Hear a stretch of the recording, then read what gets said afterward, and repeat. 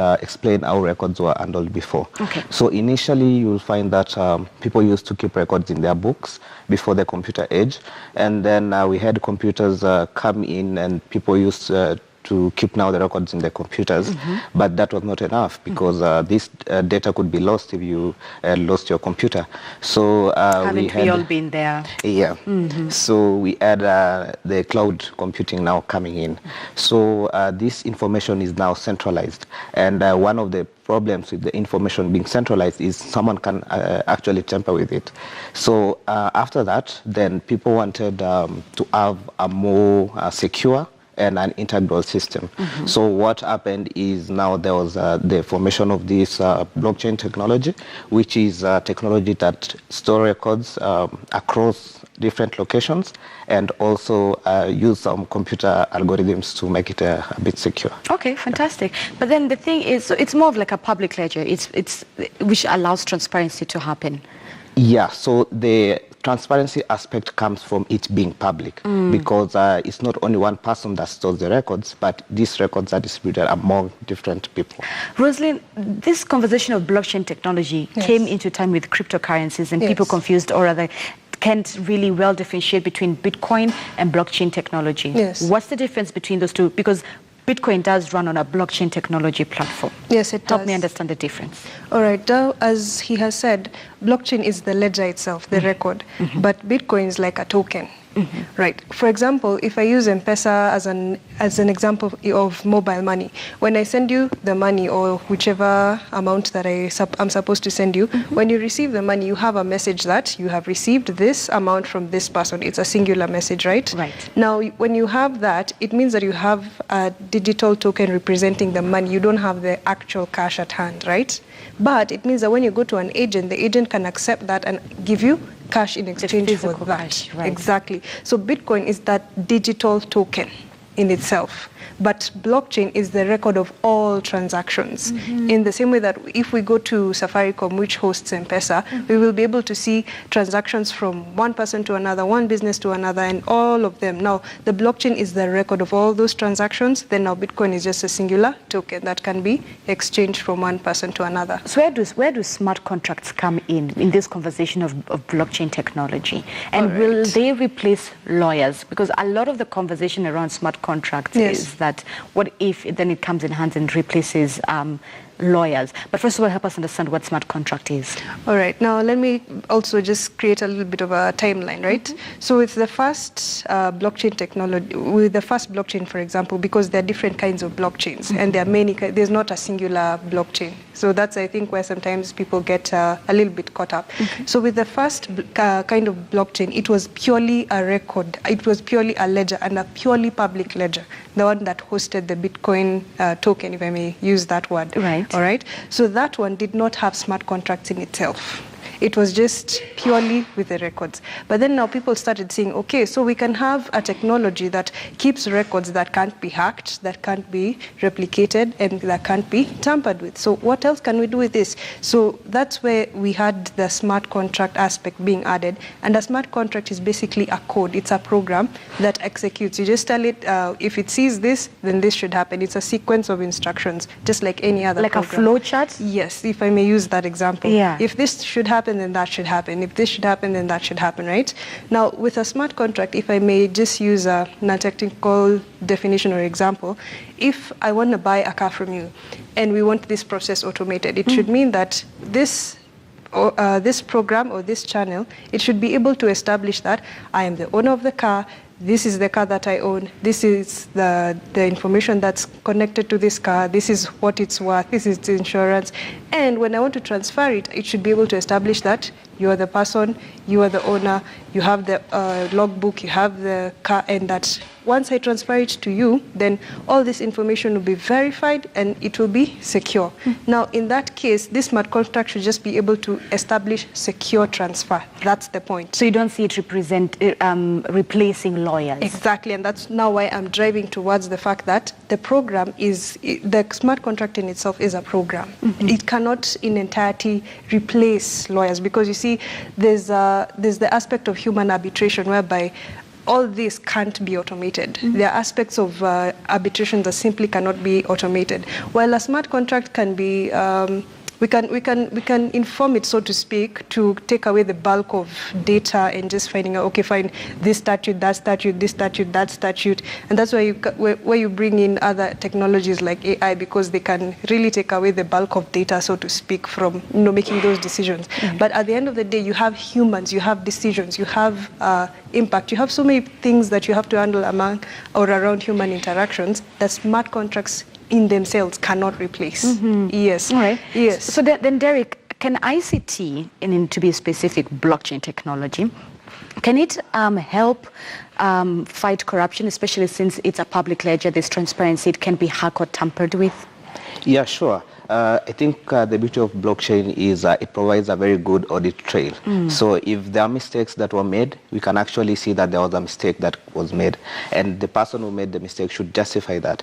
So the aspect of it being immutable, that is tamper-proof, is what makes it really good for such audit trails. So if someone procured something and then we actually ensure that this was on the blockchain, then that will always be there and it will never disappear. So we can always go back and use that as a reference to show proof that something actually happened. And the task force that CS Joe Musheru of ICT created, do you feel as if their team, that task force, will help generate and make sure that Kenya stays on the game, especially when it comes to blockchain technology? Yeah, my thoughts about the task force are very positive because I think they'll be curating policies, especially to allow this technology to be implemented in the government sector. Because I think one of the problems of implementing this technology in the government or any governmental institutions is because of lack of policies. So we have a policy vacuum right now, so we need to seal that, and then so this task force, I believe, will come up with policies that will help the government or any the members of parliament to actually curate some policies to allow this implementation. Okay. So Rosalind, then because a viewer would want to know. Yes. What will blockchain technology do for Mama Mboga? Bring it down, boil it down for me to that point. All right. Yeah. So one of the first applications that we've seen, and this was just a few months ago, it's that if she wants to sell, if she wants to be sure that her product is from a specific supplier and that she's getting the right price, she's getting the best price, best product at the time that she needs it, then she can be sure that she's getting that. That's one of the first applications that we've seen.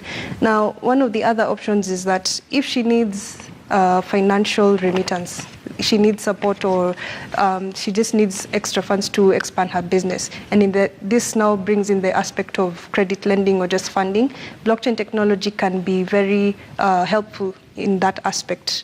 So in just putting those two aspects, I'll probably just mention one of the first areas that we're seeing blockchain technology being very helpful is in the area of finance, just payments, transfers, remittance, because I can be sure that this money won't be siphoned off through a hacker, it won't be siphoned off through fraud. It'll get to you when it should get to you. It will get to you faster probably than traditional platforms, and I can be sure that you yourself are the one who's going to get it, unless probably you mismanage your account, right? Right. Yes. So maybe one would be asking, where did blockchain technology come from? Who invented it? We all know where computers came from. We all know where Facebook came from. Yeah. We can trace. The only thing that we do not know, that there's nothing that you can go switch off, is the internet. There's no public building where the internet is where you can go switch it off. Yes. But someone will be asking, where did blockchain come from? Where did this new technology come from, Derek? I think the technology itself has evolved, and I think it came from the field of distributed computing.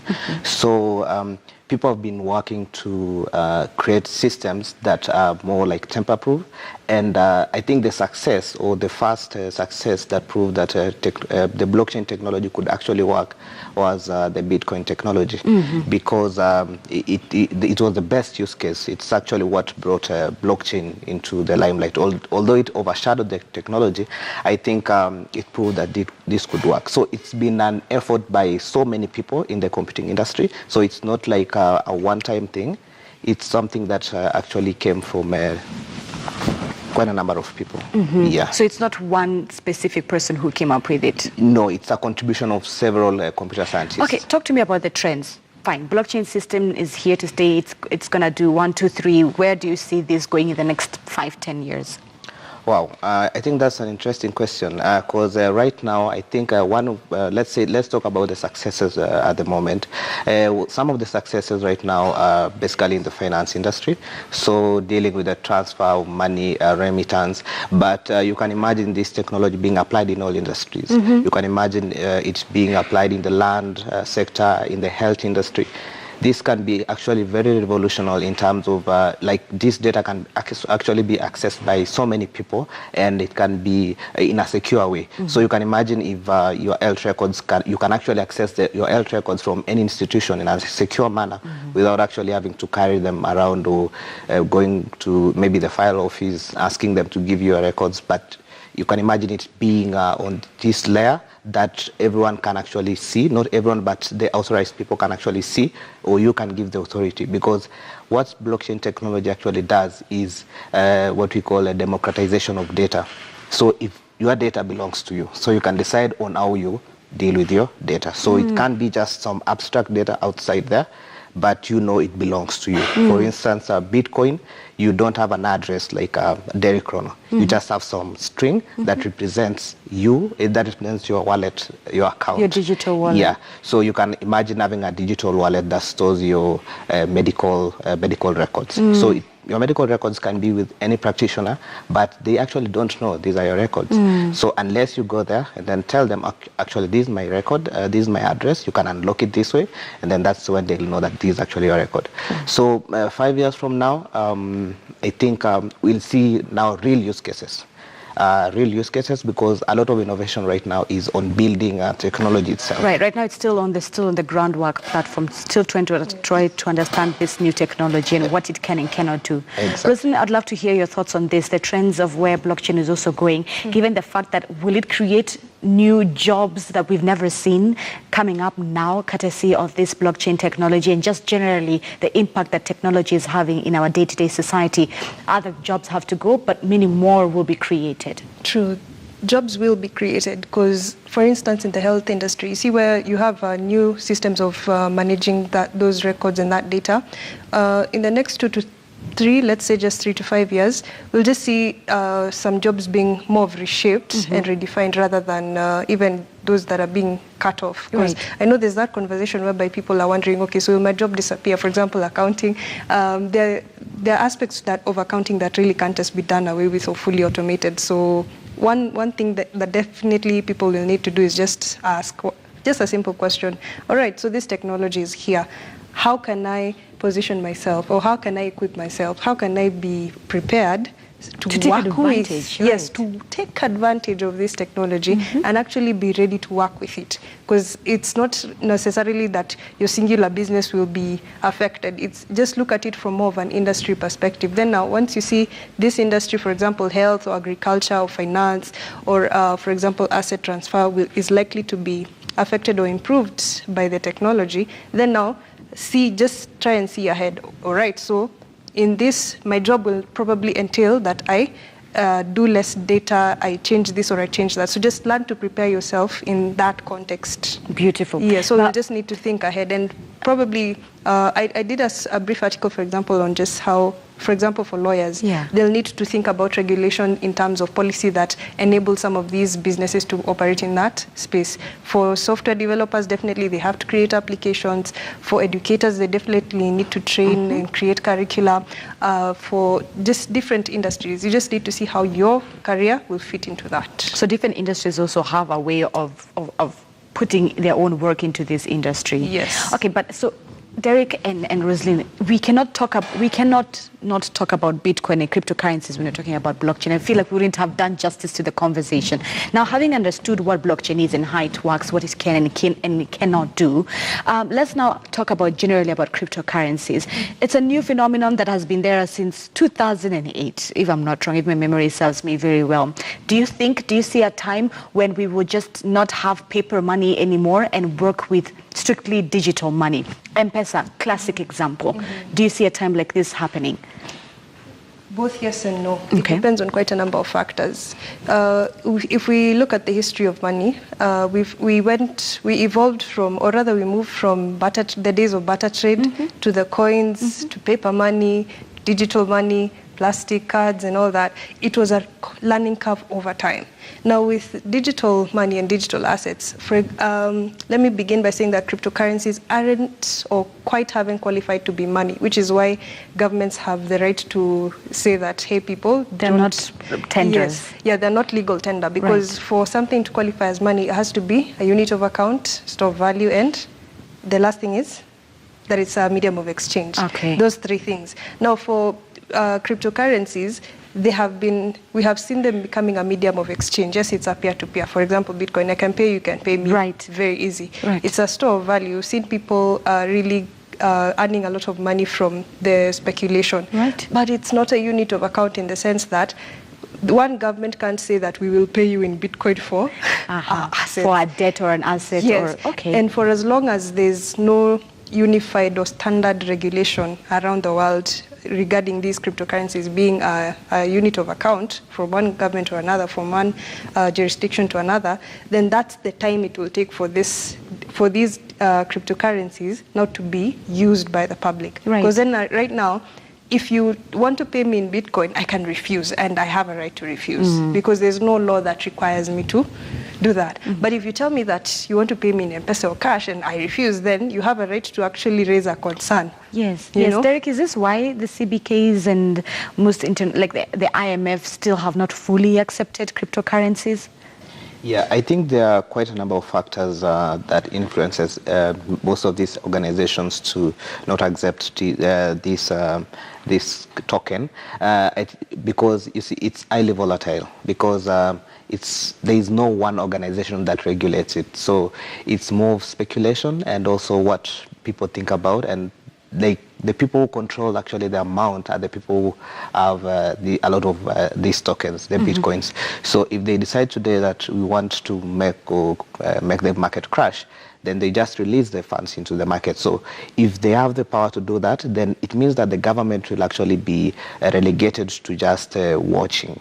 But isn't that the same thing not happen even with our paper currency? The people who manipulate markets to suit them as well. Because my biggest understanding of cryptocurrencies, and it's more specifically Bitcoin, the reason why the founder behind it created it is to give power back to the people, where you don't have a central bank having to regulate or to have manipulation on an economy. And at the end of the day, you find it is the Wanjikos who are also suffering because someone with a high suit level, wearing a suit, made a decision that affected everyone's the economy in general. That's my understanding of it. Yeah, sure. I think one of the things, that was the main idea, but you find that countries like China right now are owning like a lot of these bitcoins. Because, and Japan.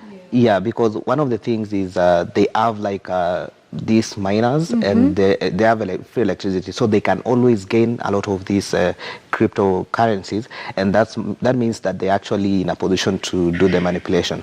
But I think the beauty of Bitcoin is that I think the creator Satoshi Nakamoto wanted a universal currency, something that can cross borders with the same exchange rate, and that has happened. But in terms of manipulation, I think there's still some aspect that actually Bitcoin or the price can actually be manipulated, and I think it's highly volatile because at one point it was at around 18,000, but right now I think it's trading at around 6,000. Yeah, but I think it will take time before we can actually see it stabilize and we can actually trust it, and you can be able to actually accept that as a currency. But then what happens after? If a time like that comes, Rosalind, where Derek has clearly mentioned that when a time comes when it's well stabilized and it's accepted, then what?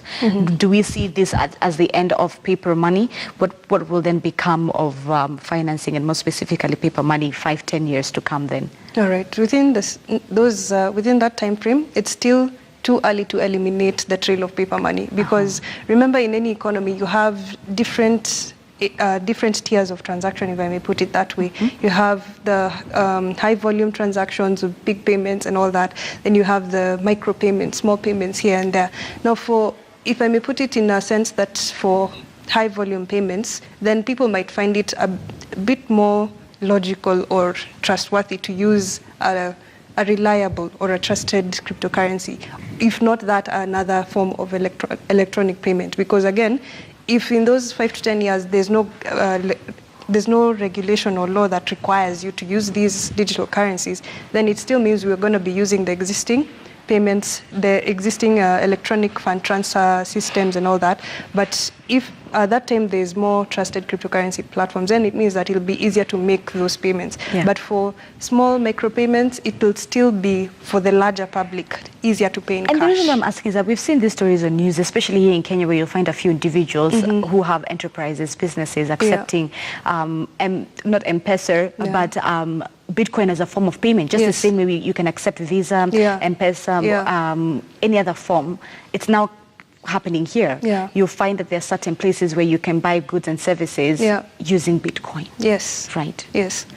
So in that sense, it depends both on the businesses and on the people. For the businesses, it's that they've understood this is a payment mechanism. It's a peer-to-peer. I can accept this from my clients. Right. I can accept this from other businesses. It's that it will be a bit arbitrary. Right. Yes. But so Kenyans in totality are yet to get to that point where you can actually get into somewhere and pay for goods and services using Bitcoin. It's a learning curve. Okay. Yes, there are people who have paved the way, of course, and it just depends on the willingness of the public to understand that it's not, while it's not imposed upon them, it's good that they learn because this will be a lot more accepted in the future. So Derek, being a senior developer, what's the role of developers, software developers and etc. in the tech ecosystem for awareness to be created, not just on cryptocurrencies, but even on blockchain system, given what it can do? All right. Maybe first of all, I would say that the blockchain technology is not like a silver bullet to solve all the problems in the development ecosystem. So one of the things that is wonderful about this is it cannot work on its own. So it has to be plugged with other components to make our system. So it's just a piece of a whole technological solution. So what developers should be keen in is identifying the problem that actually that they see they need integrity in data, and also they need this aspect of immutability and consensus. So that's what I think developers should focus more on, because that is what the technology itself provides. And also, I think that's it in a nutshell. And how does blockchain system affect or influence smart cities, given that a lot of smart cities are coming up? Even we know the likes of here in Kenya, from Konza to Tatu City. How do you see that playing in the role of smart cities on the African continent? Wow, that's a very interesting point to look at things. So I think with smart cities, because what I think about smart cities is these are like integrated communities that build up so we need some kind of coexistence. So I think with blockchain technology, we can actually be able to run operations like transactional operations. If we are looking at maybe paying for electricity, paying for parking, internet services, sharing information across the smart cities, or even controlling traffic and all lights. That, it makes a lot of sense, because if people can actually be able to contribute this data within their city, or we have sensors and all that with the IoT, Internet of Things, then these smart cities can actually work well with the blockchain technology, because we have this information which is shared across the city and everyone can access it. So if there is a computer within the traffic lights, it can actually sense that, wow, several people are checking from this particular building and this particular street in maybe one of the Konza streets. So we need to start monitoring traffic in such a way that we allow more people to pass through this route using now AI, what Rosalind said. Right. Yeah. And before we come to closing comments, perhaps, Rosalind, your addition to that of blockchain technology complementing smart cities on the African continent. Now, just as he has said, managing those systems, because you see for a city you have several systems interplaying and interlaying over each other. So blockchain technology in that sense should just be able to help people keep track of the information, find out what's important, and it, of course, can't operate on its own. It needs to be integrated with other technologies. And what we're seeing with 5G, Internet of Things, and AI, all these others need to be incorporated so that you don't just have blockchain as the one that's really calling the shots, if I may put it that way, but you have a combination of technologies that helps these cities to be managed a lot more efficiently and a lot more sustainably than what we've seen with traditional cities. Right, so there's a need for all these technologies, yes, be to it be blockchain, be it AI, all yes. working together to form a working yes. system. Yes, because as you said, blockchain is not a silver bullet. Yeah, it can Remember, solve all the ledger. problems. Yes, it's a special kind of ledger at the end of the day. That's what we need to remember. It's the advantages that it's offering us that we are considering and seeing being used for all these other technologies and options. It's a tool. All right. Yes. Perhaps my closing remarks is, both of you are quite young people. What advice would you give to anyone who is seeking or looking to go into the area of blockchain technology, be it as a senior developer or any other way? And I want to open it beyond just blockchain technology, but just more advanced technologies such as AI. What would you tell young people, given that both of you are also young people in this industry? All right. I think our industry is fast evolving, so we should actually concentrate on understanding some of the. Sorry. It's okay. As you handle that, let me just talk to Rosalind. Rosalind, perhaps your thoughts on that as well? All right. What I would definitely encourage young people is that take time to learn. Don't wait for anyone to teach you. Yes, there's a lot of information. For example, just when I was starting out in researching blockchain, I came across so much information that at one point I would feel overwhelmed. But I just decided I needed to find people who have gone ahead of me and who have understood the industry better so that they could mentor me in my journey. So two things that young people, of course, right now need to do is take up the initiative in self-learning. Find out, for my industry or for my space, you may not need to be a software developer. You don't have to learn the coding itself, because for different people, they have different rates of understanding it. So you may need to have some of that technical skill. But even if you don't need it for your specific industry, just think ahead. Right. What will these technologies do to the future of my work? Okay. Just ask those questions so that as you learn, you reach out to mentors who are able to guide you in the right direction. And as you place yourself and you position yourself, take the initiative, work on a job, just take something up that will help you gain the skill that will position you for the future of work as it's changing. Okay. Derek, pick it up from there. Yeah, I think I'll just choose one word: be curious, because there are quite a number of things coming up in this industry, and it's evolving so fast. So curiosity will make you at least be at par with, to understand and also look for things. Because I think how I discovered the blockchain technology and Bitcoin was through curiosity, and that is where I took it up from. Okay. So be very curious about anything that you hear about. Okay, thank you so much for both of you for helping us understand the blockchain technology. That was Derek Rono. He's a senior developer at Andela, as well as Rosalind Wanjiru. She's the education program coordinator at EOS here in Nairobi. Let's take a commercial break. We'll be right back.